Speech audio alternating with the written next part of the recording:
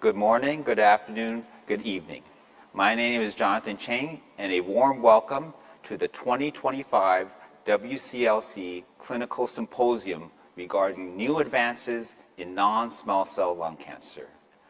I am the Chief Medical Officer of SystImmune, and it is my pleasure to moderate this exciting session.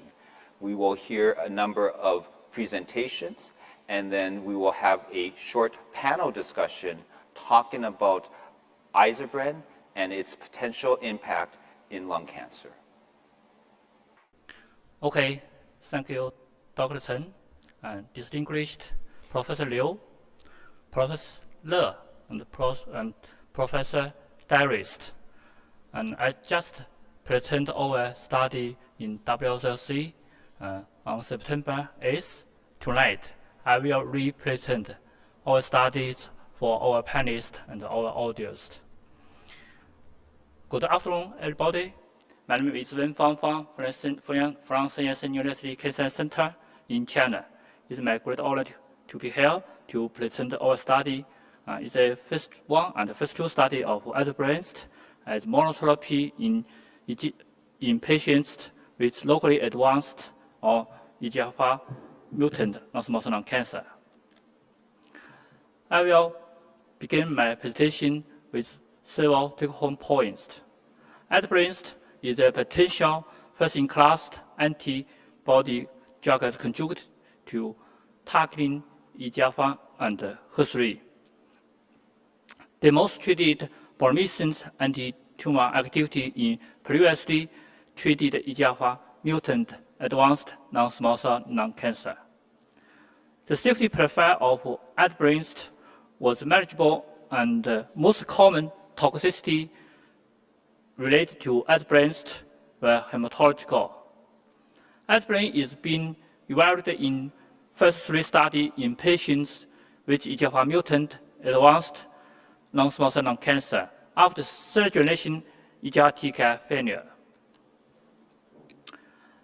As we all know, third-generation EGFR TKI is one of the standard of care for patients with EGFR mutant non-small cell lung cancer, and most patients inevitably developed drug resistance. Subsequent therapeutic options following third-generation TKI remain limited. Iza-Bren is a potential first-in-class ADC comprised of EGFR and HER3 bispecific antibody conjugate to a lower top-1 inhibitors. The DAR was about 8. Iza-Bren had shown promising clinical activity and a manageable safety profile in solid tumor, including pretreated EGFR mutant non-small cell lung cancer. As the data cut off, we totally enrolled 171 patients in pretreated EGFR mutant non-small cell lung cancer.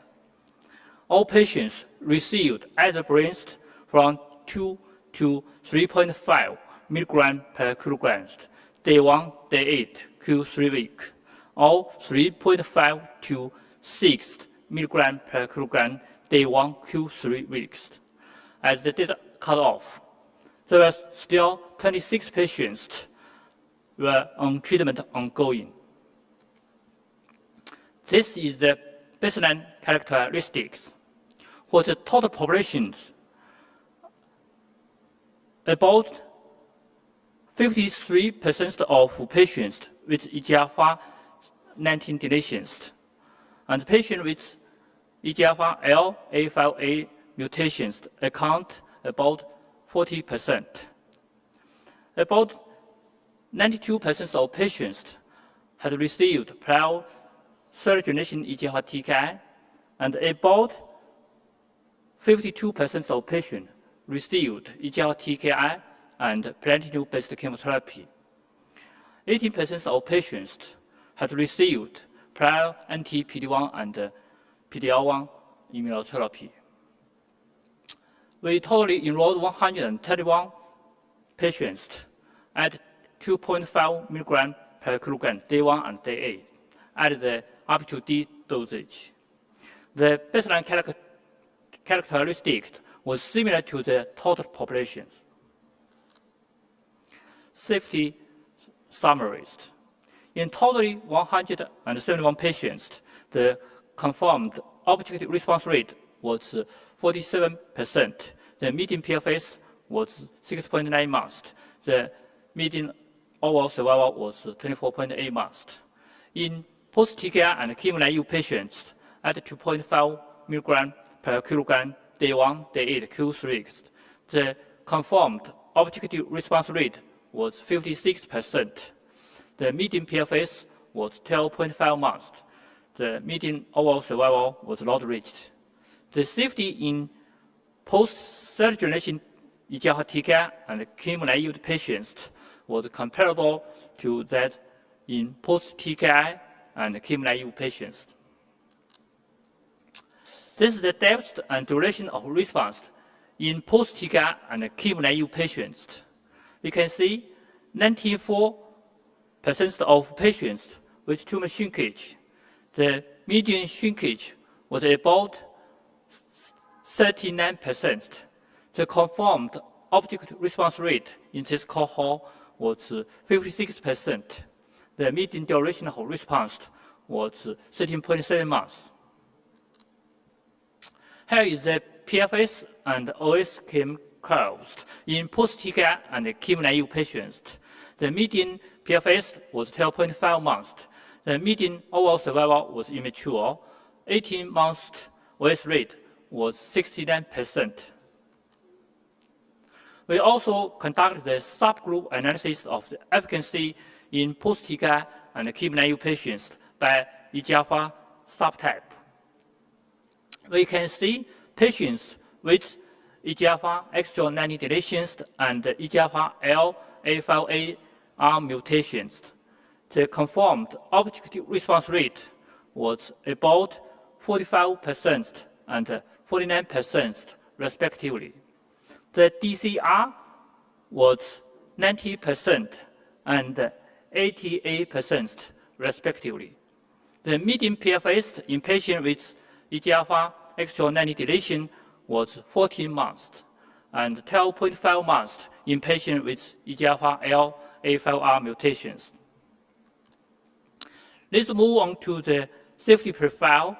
Most common grade 3 and treatment-related AE were hematological toxicity, including anemia, neutropenia, and neutropenia. But most of them were effectively manageable because the risk of treatment AE lead to dose discontinuation is very low, about 1.5%. FN rate was 1.8%. Only one patient with grade 1 interstitial lung disease, ILD, was observed in these studies. No new safety signals were identified. In conclusions, in heavily pretreated EGFR mutant non-small cell lung cancer patients, Iza-Bren demonstrated promising efficacy with a manageable safety profile. In total of 171 patients, the objective response rate was 58%. The confirmed objective response rate was 47%. The median PFS was 6.9 months. The median OS was 24.8 months. In post-TKI and chemo-naive patients, the objective response rate was 66%. The confirmed objective response rate was 56%. The median PFS was 12.5 months. The median overall survival was not matured. In post-TKI and chemo-naive patients, comparable efficacy was observed in patients with different EGFR subtype, which was consistent with the total populations. According to the promising efficacy and manageable safety profile, 2 phase 3 registrational studies of Iza-Bren as monotherapy in EGFR mutant non-small cell lung cancer after progression on a third generation EGFR TKI is ongoing in China and globally. At last, I want to thank to all the patients and the families to their participation, and I want to thank all the investigators for the contribution to this study. Thank you. Thanks a lot for your kind introduction. My name is Zhou from Shanghai East Hospital, Tongji University. It's my great honor on behalf of our team to present the phase 2 study of Iza-Bren in combination with Osimertinib in EGFR mutant non-small cell lung cancer. Here is the take-home points. Iza-Bren entered the dosage of 2.2 to 2.75 milligram kilogram day 1, day 8, Q3 week combined with Osimertinib as first-line treatment showed a tolerable and manageable safety profile in non-small cell lung cancer patients with EGFR sensitive mutations. Notably, Iza-Bren entered the dosage of 2.5 milligram kilogram combined with Osimertinib resulting in a very impressive objective response rate. So we use this dosage as the recommended phase 2 study in the phase 3 study in combination with Osimertinib as first-line treatment for EGFR mutant lung cancer. And this trial is now ongoing in China. Iza-Bren is a potentially first-in-class ADC comprised of an EGFR HER3 bispecific antibody conjugated to a novel top-1 inhibitor payload. This study evaluates Iza-Bren in combination with Osimertinib as first-line therapy for patients with EGFR mutant non-small cell lung cancer. And here we report the safety and efficacy results for this combination therapy. And the left finger shows the structure of the Iza-Bren. Here is a brief overview of our study design. Eligible criteria including treatment-naive EGFR mutant non-small cell lung cancer with ECOG performance status 0 to 1 with memorable disease persist version 1.1. All patients received Iza-Bren in combination with Osimertinib at the dosage of 2.2 and 2.5 and 2.75 milligram kilogram day 1, day 8 every 3 weeks, and 2.0 and 4.0 and 4.5 milligram kilogram every 3 weeks. The primary endpoints was recommended phase 2 dose and the objective response rate, and the secondary endpoints included progression-free survival, disease control rate, duration of the response, and the safety profiles. At the date cutoff of June 30, 2025, a total of 154 patients with EGFR mutant non-small cell lung cancer were enrolled into our hospital. Till the date cutoff, 111 patients were still on treatment. This table summarizes the baseline characteristics of our enrolled patients. We can see from the table our population represents a typical EGFR mutant non-small cell lung cancer population. The median age was 60-year-old, and more than half of the patients were female patients, and 60% of the patients were never smokers, and 27.3% of the patients presented with baseline brain mets. The baseline characteristics were quite similar among different cohorts. Here is the preliminary efficacy of patients who received Iza-Bren in combination with Osimertinib. Encouragingly, the objective response rate was 84.4%, and the confirmed OR was 80%, especially in patients who received 2.5 milligram kilogram day 1 date every 3 week in combination with osimertinib.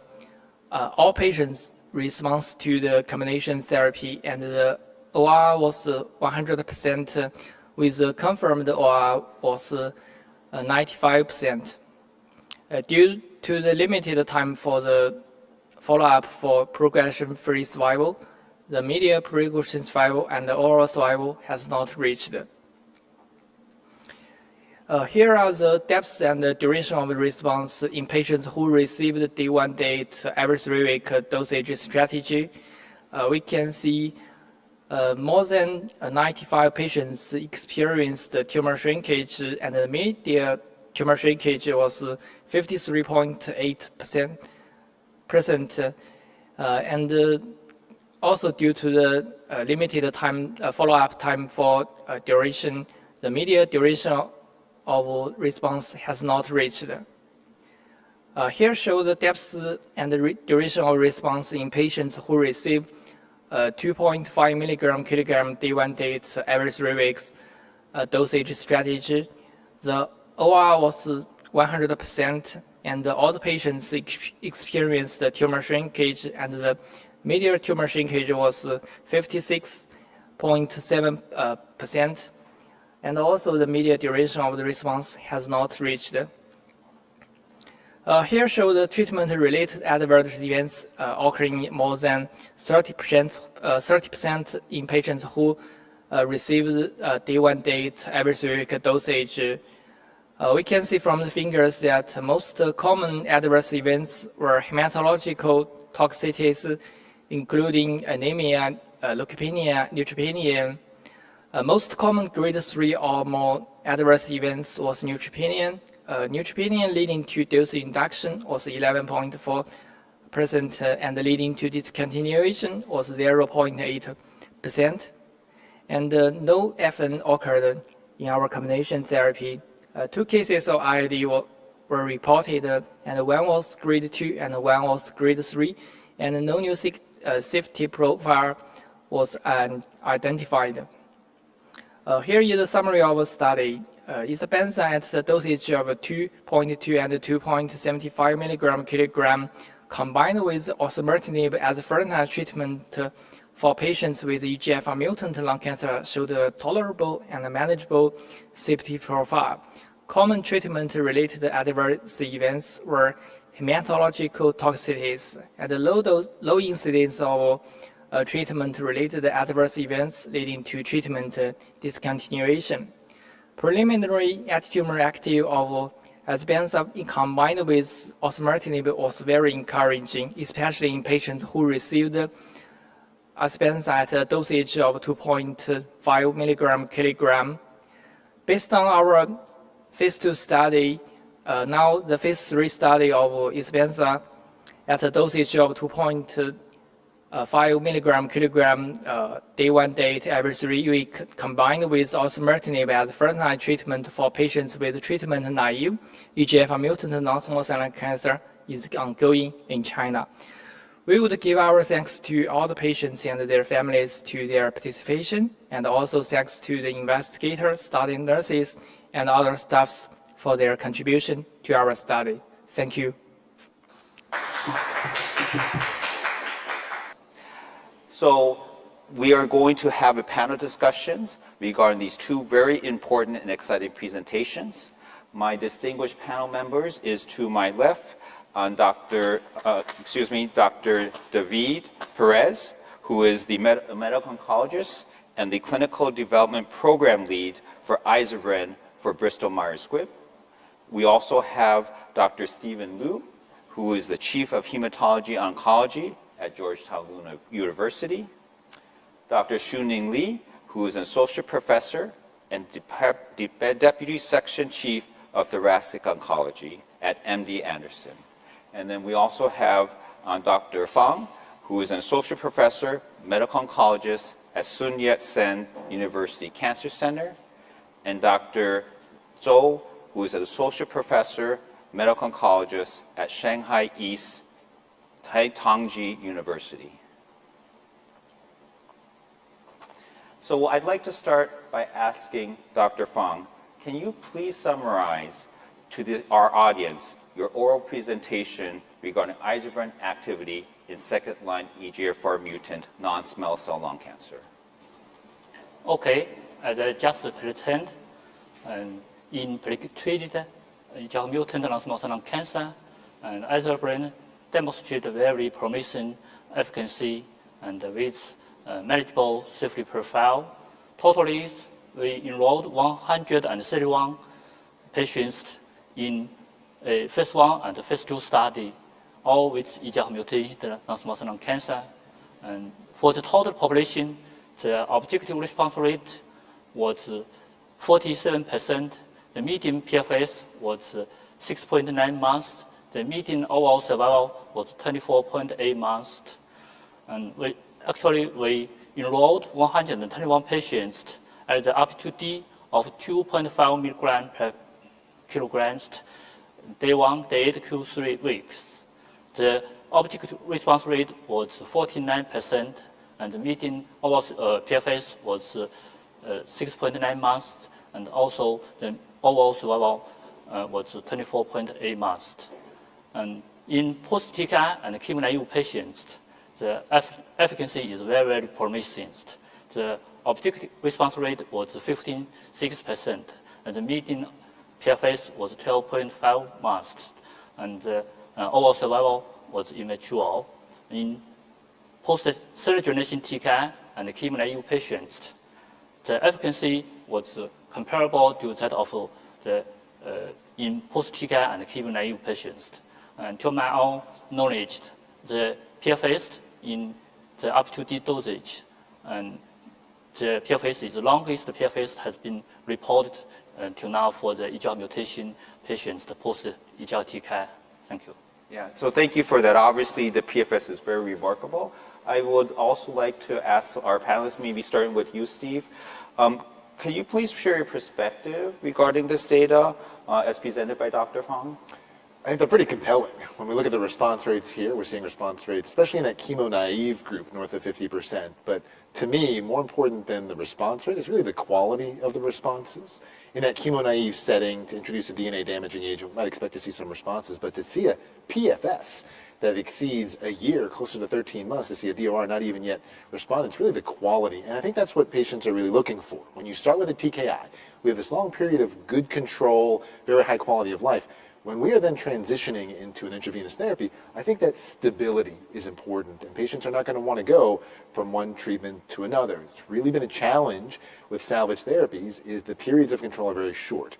To the patient, it's very unsettling. From a biologic standpoint, it introduces a lot more heterogeneity, a lot more stability, and we're creating these cancers with sort of polyclonal resistance that are very hard to treat. So we want a treatment that's going to last, very durable therapy. I think these data are very compelling to me.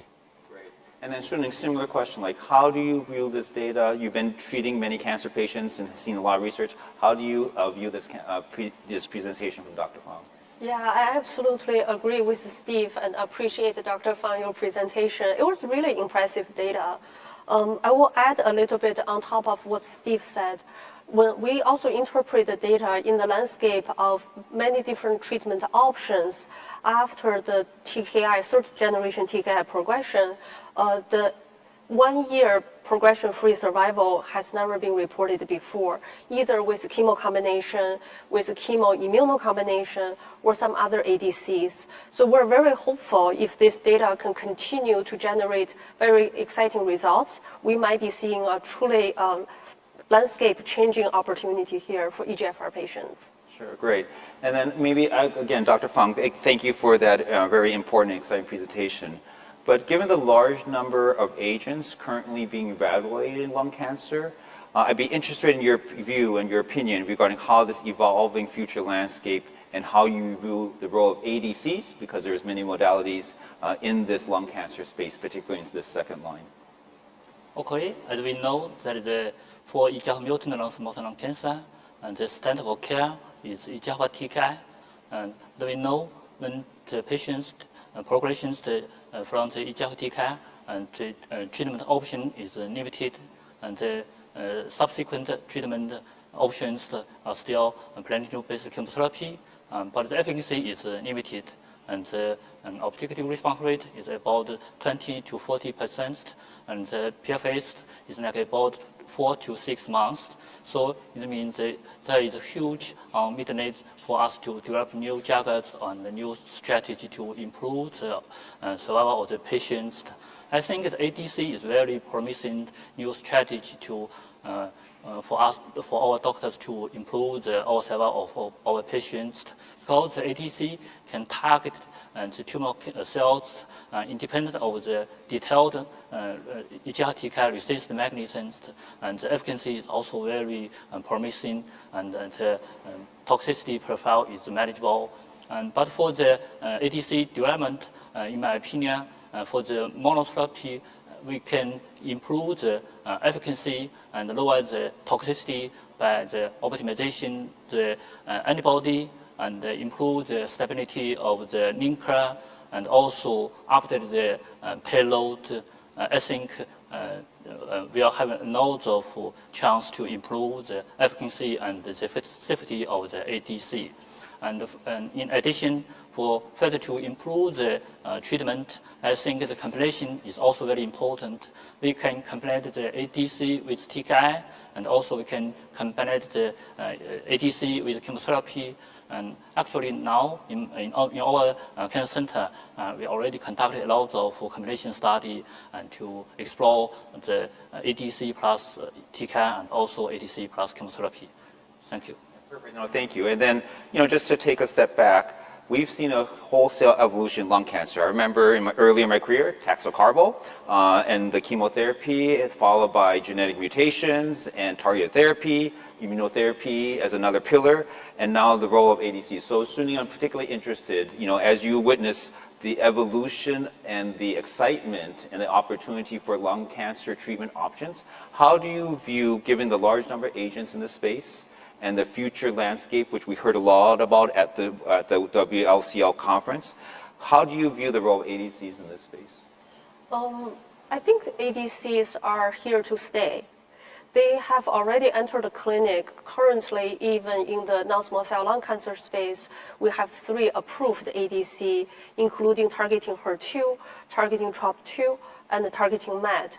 And then each of them have different utility, different settings. So we are looking forward to see more ADCs to come to the space. I will have to say that the one thing I'm looking forward to is to bring this ADC to the global setting. Because currently, although the data looks really fantastic, but what we want to consolidate actually moving forward will be testing this ADC in the global setting, testing this ADC in the randomized setting, so truly validate what we have observed in the signal of the efficacy holds true, so that we can roll forward for potential approval. I know that we're planning the Iza-Bren Lung 01 for the EGFR TKI treatment refractory patient. Really look forward to see those big trials rolling out. Yeah, perfect. So maybe we can move forward from second line to first line combinations. As you know, combination therapy is very important in oncology. Particularly, a combination as exciting as Iza-Bren.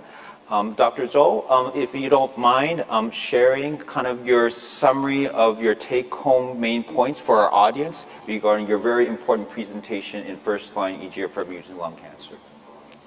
Okay, as presented by Dr. Fang, Iza-Bren has shown very promising efficacy in patients who have failed on previously EGFR tyrosine kinase inhibitor. So we move forward, put Iza-Bren in combination with Osimertinib in first-line treatment in patients with EGFR mutant non-small cell lung cancer.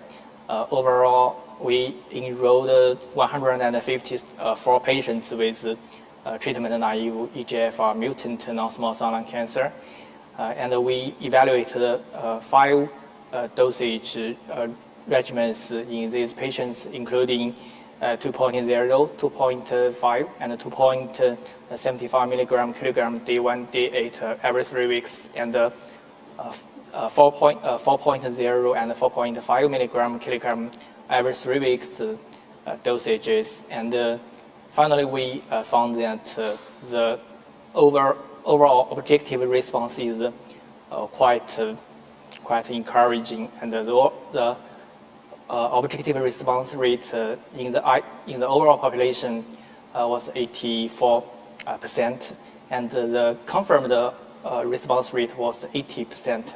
Especially, we observed in patients with 2.5 milligram day 1 date every 3 week cohort, the response rate was 100%. All patients responded to our combination therapy, and due to the limited time for the follow-up for progression-free survival, the median progression survival had not reached, so we need a longer follow-up to confirm the PFS and the overall benefit. Additionally, we indeed observe a potential synergetic anti-tumor efficacy of these two drugs. The depth of the response was really deep, and the response was durable. Thank you. Yeah, for sure. And so, again, similar exciting data, combination for the first time. It's not often you see response rate of 100%. I mean, those are uncommon situations, but of course, this is also a unique combination of a bispecific ADC with a current third generation TK standard care. Xiuning, obviously this is your area of research and expertise. If you would mind just sharing your perspective on the data presented by Dr. Zhou. Yeah, again, very impressive data with 100% response and disease control in the recommended dose at 2.5 milligram per kilogram and combined with Osimertinib. In the last couple of years, we have seen combination becomes a standard of care, at least in the US, and probably going to change the global practice as well. No longer TKI monotherapy, because recently we have seen overall survival benefit for combination. So this newer combination regimen potentially also fit into the class of we're changing overall survival, we're truly improve the longevity of the patients, and potentially, again, moving EGFR patient population into a chronic disease space. So the data is very, very exciting. It's early though. We're looking forward to see what's going to be this large cohort of frontline patient. Although it's a single arm, we're looking forward to see what's going to be the PFS. And then there are a few other quite important questions for this patient population. One is the duration of on-treatment, especially for the IV drug. The other is how is our continued brain metastasis protection. Understood. And then, Steve, you obviously have seen many agents as well. Chemotherapy combinations is just bread and butter for us. How do you view this combination in this evolving landscape? And just like Xiuning said, it's hard not to get excited. It's early. We want to see these data mature, but you can't get higher than 100%. And when you look at those 1-year PFS rates, they are clearly better than what we're seeing now with our current standards. And Xiuning said it right. It's the era of combinations. That TKI alone was convenient, was a game changer at the time. 7 years later, combination therapy is really not just an option. It is our recommendation. I'd say it's the standard of care. Those PFS improvements are translating to meaningful improvements in survival. And when we look at why we think that's happening, we're adding chemotherapy, we're targeting cancer cells that are resistant to TKI. We're trying to target sort of that heterogeneity, that initial polyclonality, using a broadly active agent like chemotherapy. Or in the case of amivantamab and other bispecifics, targeting MET, which is a common mediator of resistance. But the problem is these are smaller subsets. And now when we have a bispecific that's targeting not only EGFR, but also HER3, a protein that may not be downregulated like EGFR is, I think it broadens really the potential. And now, if anything, those agents in later lines are more potent. These bispecifics are more potent in a later line setting.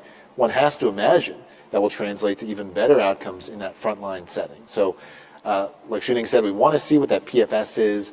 We also want to see what are the mechanisms of resistance, because could it be that now are we seeing less, PFS is one thing, but are we seeing at the time of resistance, maybe it's less transformation, maybe it's sort of less aggressive variants that would be very enticing to see that. Maybe it's less polyclonal resistance, more monoclonal resistance. So I think it opens the field of downstream changes that could really impact both the quality and quantity of life for our patients. I'm very excited for these agents in the frontline setting. I think this is where they're going to make the biggest impact. Absolutely. Can I also add one more point to Steve? Of course.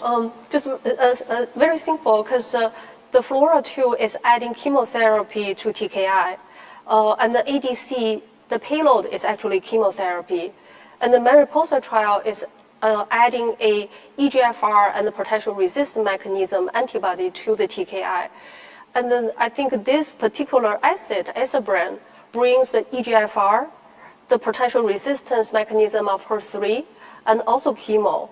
I actually think we have exactly the right ingredients for us potentially to have a very logical outcome that improve both PFS and OS. Yeah, completely agree. So, kind of extending beyond that, Xiuning, I'd be interested, Dr. Zhou, there's a lot of opportunities here from targeted TKIs against the EGFR mutant cells to targeted chemotherapy by ADC to other opportunities and combinations that target, for example, c-Met and other EGFR ways of targeting EGFR. So how do you view this treatment options in first line? Because there's still monotherapy, right? Some people get monotherapy. And so how do you think about combinations in this evolving landscape in first line EGFR mutant and the many treatment options, which is great for patients, but how do you view that in your practice?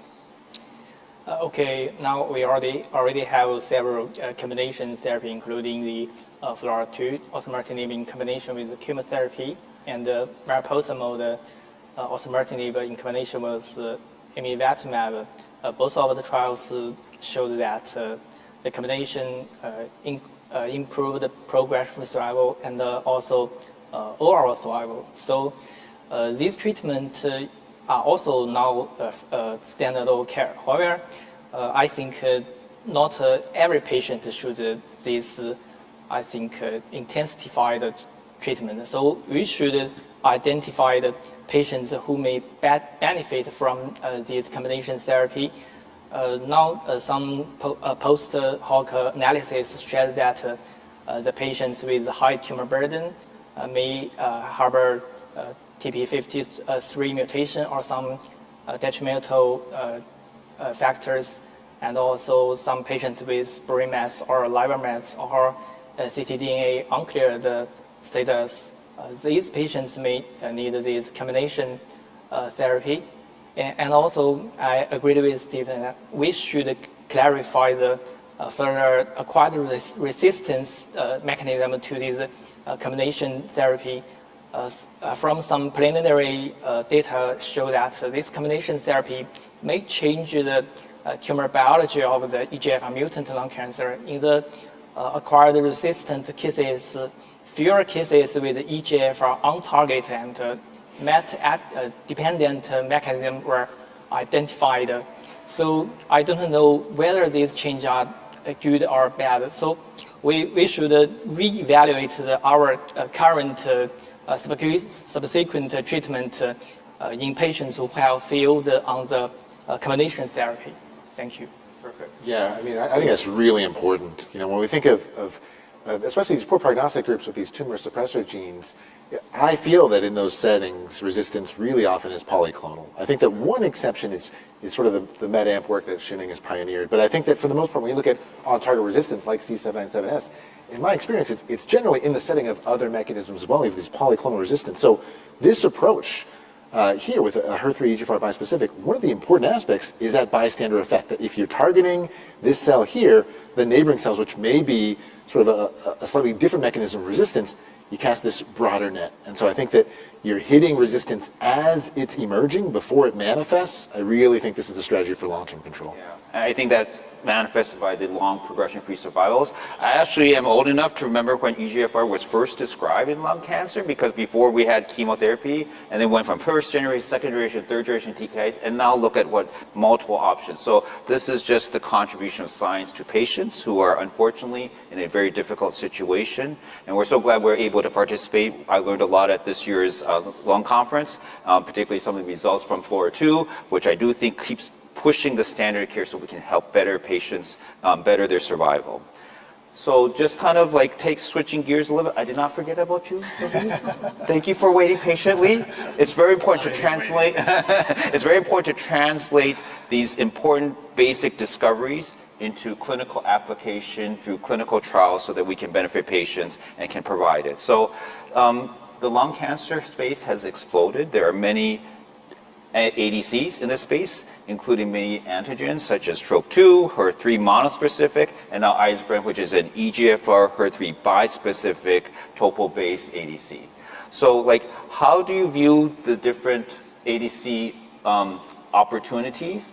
And then how do you think about this space, particularly from an ADC perspective, given the exciting Iza-Bren data shown?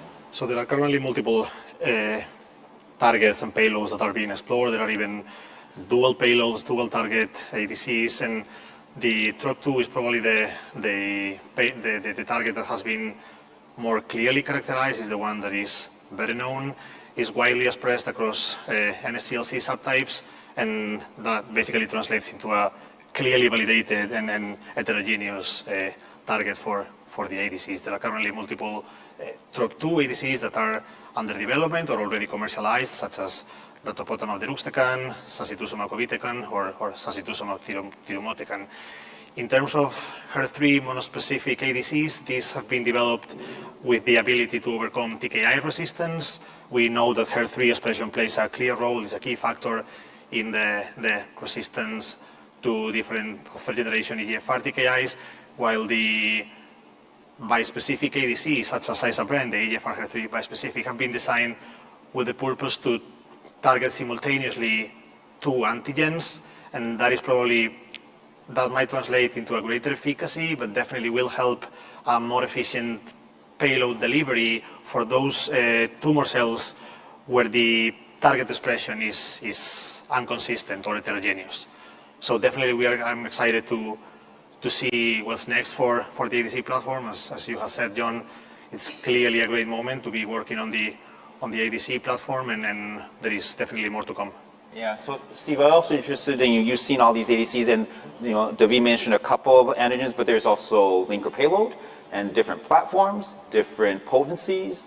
DAR is a thing, right, we talk about. So like, how do you view in this ADC space, how do you view the different distinctness and activities? Yeah. Are you a lumper or a splitter, right? I mean, there's so many different minute nuanced components. They really are. They're not interchangeable, and all these details probably do matter. And despite all these differences, though, the outcomes are all in the same ballpark. You get that response rate, 30-40%, you get this PFS around 4 to 6 months. And I think what really sets the data that we've seen here at this meeting apart are really the potential for durability. And I really think that it speaks to that sort of dual targeting. One important point about most of these, while the future is sort of unknown right now, those drugs that are further in development, including the ones you mentioned, are all topo-1 payloads. And while we're still understanding resistance, emerging work from Xiuning and colleagues at Anderson really suggests payload resistance really may be important. So in my mind, if I've got all these drugs available to me today, I don't know that I feel excited about going from one topo-1 payload to another.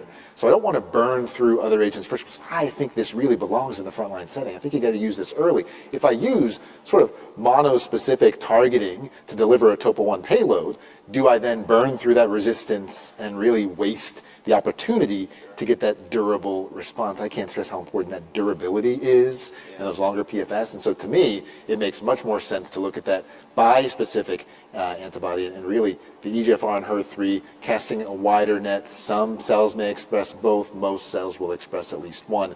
So using the payload there, sort of that right linker, that right sort of payload. And to me, that's why this drug is particularly exciting.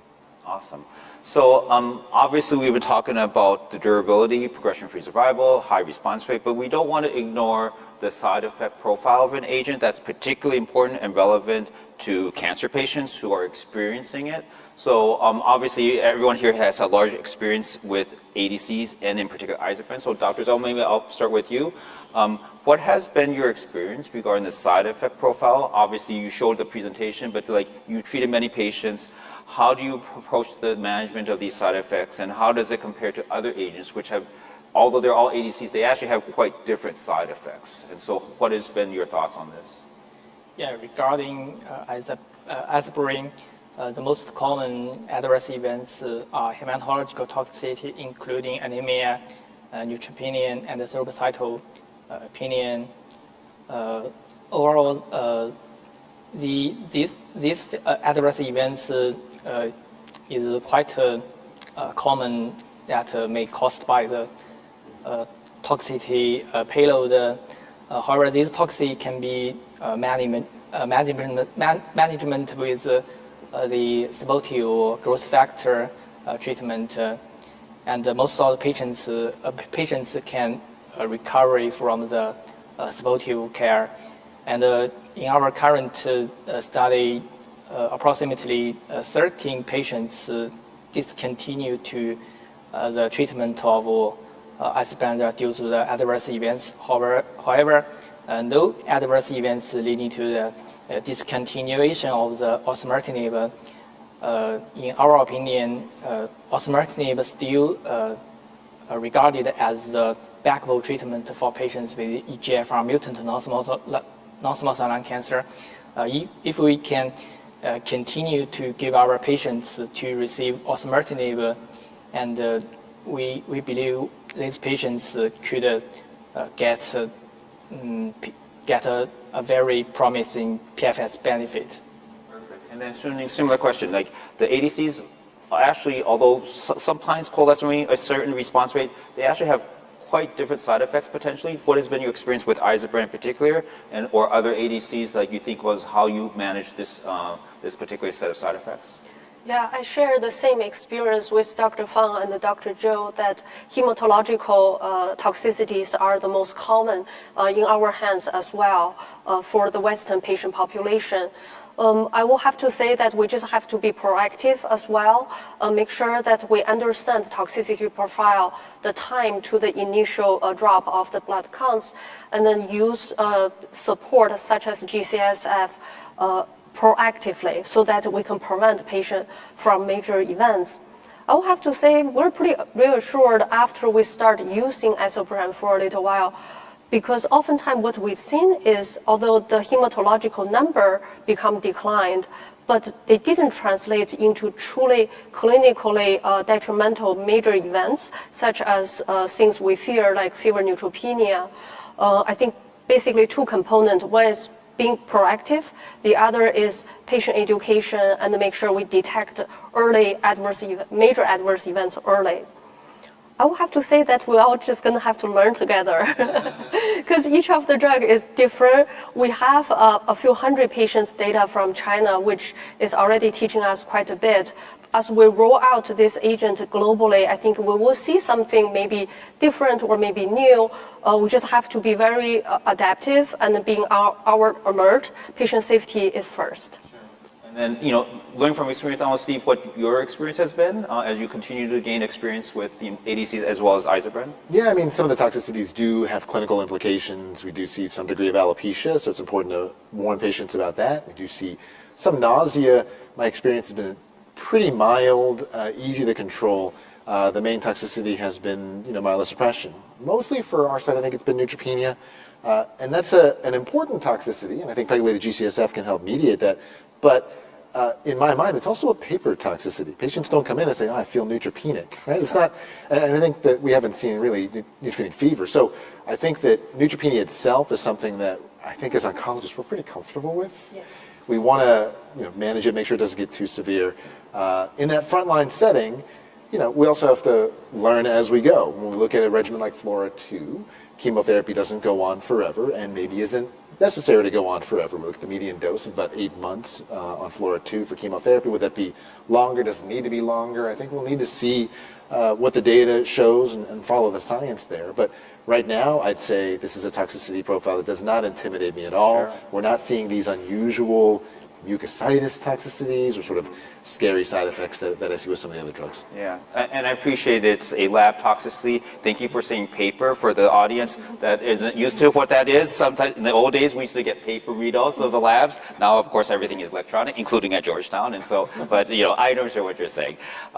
So as you know, Iza-Bren has been reported in multiple congresses, not just here at World Lung, but across multiple congresses regarding its activity across lung cancer, breast cancer, bladder cancer, biliary cancer, esophageal cancer. And that's because at the backbone, a bispecific with EGFR as a ADC component will have widespread use. So David, just interested in your view as to the opportunity of Iza-Bren giving the reported activity across many epithelial tumors in particular, and how you view kind of that opportunity for its development. I mean, we've seen today data with Iza-Bren, both monotherapy and in combination with Osimertinib in the EGFR mutant space, both in first line and second line. But as you said, John, there's been data released and published in several medical conferences across different disease areas: cholangiocarcinoma, ovarian cancer, ESCC, breast cancer. So the data that we have seen with Iza-Bren basically speaks to the innovative mechanism of action behind this drug and the strength of the data and the potential this drug has to hopefully prolong patient survival in the future, and for those patients who have the opportunity to get treatment with Iza-Bren. I truly think this drug has a real possibility to be developed across several tumors. So far, more than 5,000 patients have been treated by Biokin in different trials in China, and since SystImmune and BMS engaged in this global collaboration, the plan is to develop and design a clinical development plan to bring this drug to patients outside China, because as Xiuning said, the goal is to provide an opportunity to every single patient to be treated with Iza-Bren in those indications where there is a clear efficacy with Iza-Bren. But so far there are many. Sure. And if I could just reemphasize, so this is the first presentation of a combination. So previous presentations have been on monotherapy and its activity in various epithelial tumors. How do you view the future of combination therapy, particularly the clinical development of a Iza-Bren combination, knowing in the ADC and many opportunities, not just Osimertinib, but other? How do you view that as a clinical development path? So currently in the Western world, we are already evaluating potential combinations with nivolumab for patients with TNBC in a BMS-sponsored trial, and alongside the Osimertinib combo that John has already talked about. Both BMS and SystImmune are also evaluating a potential combination with pembrolizumab for patients with first-line wild-type non-small cell lung cancer. But besides these combinations, there are many more to come. This is, as the experts have said today, the safety profile of Iza-Bren is really manageable, mainly neutropenia and hematological toxicities that can be managed with supportive care, mainly with GCSF. So we truly think that this drug can be combined with other different drugs with different mechanisms of action to seek potentially synergistic effects across different drugs. Yeah, awesome. So I'm going to close this session. I just want to thank my distinguished panel members and the awesome presentations across different geographies and disciplines. I learned a lot, and so thank you again for spending time with us, being able to help us think through the opportunities that cancer research provides patients and their providers and their families. I thank you for your attention, and with that, I'll close this session.